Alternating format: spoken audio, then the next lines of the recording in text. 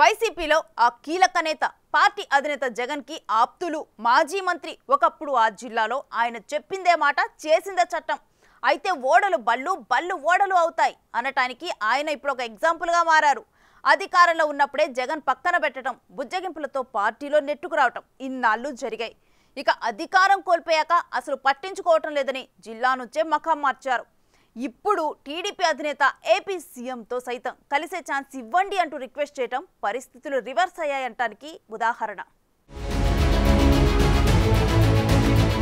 YCP అధినేత జగన్ ఆయన బంధువు సీనియర్ నేత బాలినేని శ్రీనివాసరెడ్డి మధ్య పూడ్చలేని గ్యాప్ ఏర్పడినట్టు తెలుస్తోంది ఎన్నికల ముందు నుంచి బాలినేని జగన్ కి షాక్ ఇస్తారని టాక్ నడిచినప్పటికీ జగన్ బుజ్జగింపులతో కొనసాగుతూ వచ్చారు గడిచిన ఎన్నికల్లో సైతం జగన్ తనదైన లెక్కలతో మాగుంటకు ఒంగోలు ఎంపీ అభ్యర్థిగా టికెట్ ఇవ్వకుండా చిత్తూరు జిల్లా నుంచి చెవిరెడ్డిని తీసుకొచ్చి పోటీ చేయించారు దాన్ని మొదట్లో బాలినేని తీవ్రంగా వ్యతిరేకించినప్పటికీ చివరికి జగన్ నిర్ణయానికి తలొగ్గక తప్పలేదు అది కాక సీనియర్ అయిన బాలినేని మంత్రి పదవిని 2.5 ఏళ్లకే తీసేశారు జగన్ ఈ వ్యవహారాలన్నీ బాలినేనిని బాగా ఇబ్బంది పెట్టాయి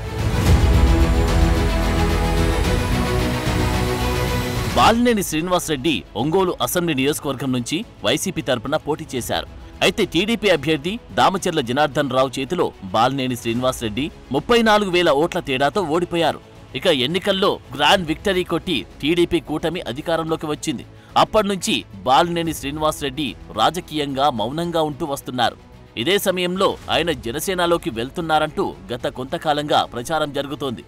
అయితే ఇప్పటికే ఓసారి విలేకరుల సమావేశం నిర్వహించి బాలినేని శ్రీనివాసరెడ్డి క్లారిటీ ఇచ్చారు తాను ఏ పార్టీలోకి వెళ్లడం లేదని స్పష్టం చేశారు అలాగే ఒంగోలు వైసీపీ అధ్యక్ష పదవి సైతం స్థానికులకే ఇవ్వాలంటూ అప్పట్లో డిమాండ్ చేశారు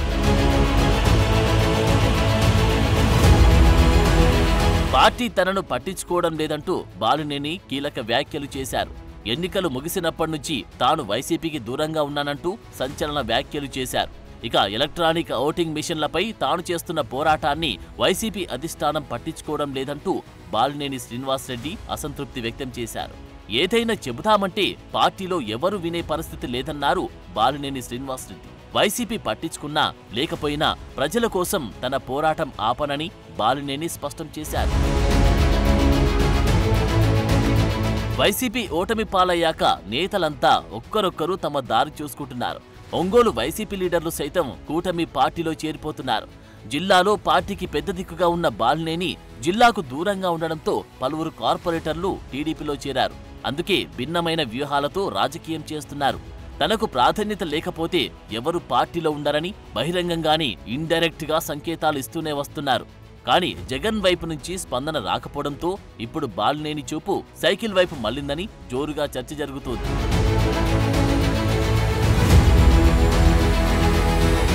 కొద్ది రోజుల క్రితం బాలినేని శ్రీనివాసరెడ్డి సీఎం చంద్రబాబుకు ప్రకాశం జిల్లా అధ్యక్షుడు షేక్ రియాజ్ ఫిర్యాదు చేశారు ఒంగోలు నియోజకవర్గంలో బాలినేని చేసిన అక్రమాలపై విచారణ జరిపి చర్యలు తీసుకోవాలని కోరారు ఈ మేరకు సీఎం చంద్రబాబుకు వినతి పత్రం అందజేశారు ఈ వ్యవహారం పొలిటికల్ వర్గాల్లో కూడా తీవ్ర చర్చనీయాంశంగా మారింది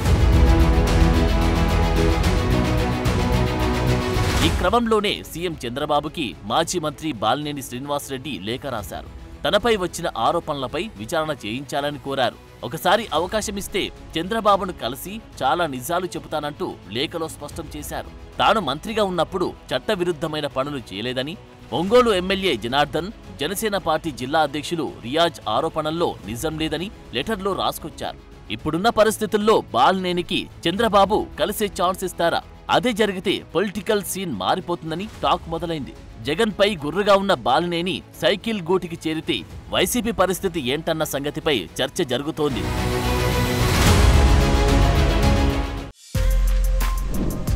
For more videos like this, subscribe Big TV channel.